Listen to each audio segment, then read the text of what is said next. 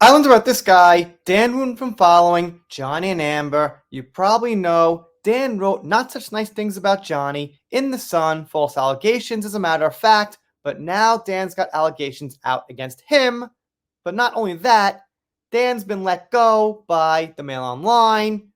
Not only that, Dan's also been suspended, probably permanently, from GB News. And not only that, Dan's being investigated by the British police. So, that brings me to an article I missed a couple of days ago from the Byline Times because they've heated back up and started to report on Dan a lot. It's called Byline Times Wootton Allegations Unfounded, BBC producer tells MP John Nicholson. So basically, the BBC doesn't want to report on Dan because they're saying Byline Times is unfounded. Now, it hasn't gone to court, so we got to be fair. However, it seems like they've got some really interesting things to say. At least as interesting as the things coming out against Russell Brand. But I must say, a lot has happened to Dan since we first started here about 2 months on this. It's unclear if it's exactly because of these allegations or not. However, Dan has taken quite a bit of yucky medicine. It begins. A BBC producer informed an MP interviewed by the broadcaster about GB News' suspension of Dan Wootton that he was not allowed to mention the allegations in Byline Times' investigation into the presenter because they are unfounded. Wow. Where was this when Johnny was accused? Where's this from Alan Manson? They're unfounded. The whole thing is, let's take them seriously just because. Once again, Dan has taken his medicine. He's been fired from about everything, but the attitude is still a bit different than we've seen. SNP MP John Nicholson, a member of the House of Commons Culture, Media and Sport Committee, was interviewed by Evan Davis for BBC Radio 4's PM show on Wednesday following Wootton's suspension from GB News in a misogyny storm, also with actor-turned-activist Lawrence Fox. Gotta mention, Dan didn't actually say anything. Fox said some comments. People are calling it sexist and whatever. But Dan's attitude wasn't great, according to some people. The topic focused on how regular Ofcom should respond to the broadcaster. On the show, Mr. Nicholson said, "I was very interested in the investigation by Byline Times into Dan Wootton. It was a very good piece." Before Mrs. Davis intervened and said, "I don't want to go into unrelated issues."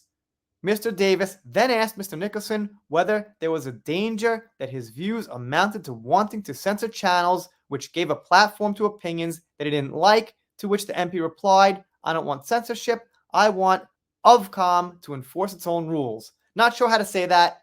Ofcom, whatever. And the point I was going to make is, you said the channel had responded by suspending Dan Wootton. There have been serious accusations about Dan Wootton for some time, which have received remarkably little coverage in the press and which are worthy of investigation. Yes, that's what we think.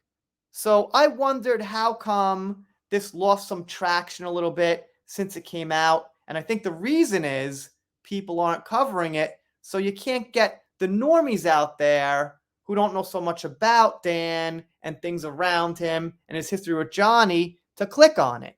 That could be. Imagine everyone covered it. I think we'd have a different kind of algorithm here.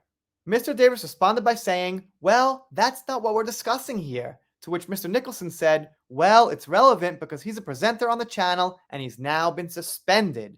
We'll leave it there," was how Mr. Davis then ended the interview. And the Nicholson guy is the government guy. He's the MP. He's the important guy as far as making laws and things like that. And he's the one who's saying, what's going on? Where's everyone when it comes to talking about Dan? They get into some details about the accusations, about how Dan used fake names to basically trick people into doing sexual acts that were videotaped without consent. And for the record, it seems like their evidence and theory is pretty sound. The MP said it was odd behavior by the BBC presenter. He'd never experienced anything quite like it at the BBC. So he's basically saying, well, wait a minute. You guys are the BBC. You report on big news. This is big news. But for some reason, you don't want to talk so much about Dan. Sounds a little fishy to me. Byline Times understands that after the program aired, a producer contacted Mr. Nicholson to explain that the show did not want to discuss this newspaper's allegations because they are unfounded. So that's the thing, that's the excuse. The BBC says they're unfounded. But there's a police investigation going on. We've known the police were going to investigate. They started to investigate, I think, a little after this article was printed. However, it's been in the works for a while. Since pretty much day one, they've mentioned the Metropolitan Police. They mentioned the Guardian, reported a bit on it, but now it seems like the Guardian has been forced to stop by, well, you know who and his lawyers. And then they give another roundabout excuse that due to the nature of programming, they don't always have time to pack in and cover everything. But you'd think this was big enough to cover. Dan's well known enough, not to mention he was involved with the Sun mentioning Depp, and a lot of people know about that. So it just doesn't seem like this is small news you don't have time for. That's my silly little opinion. You let me know what you think in the comments.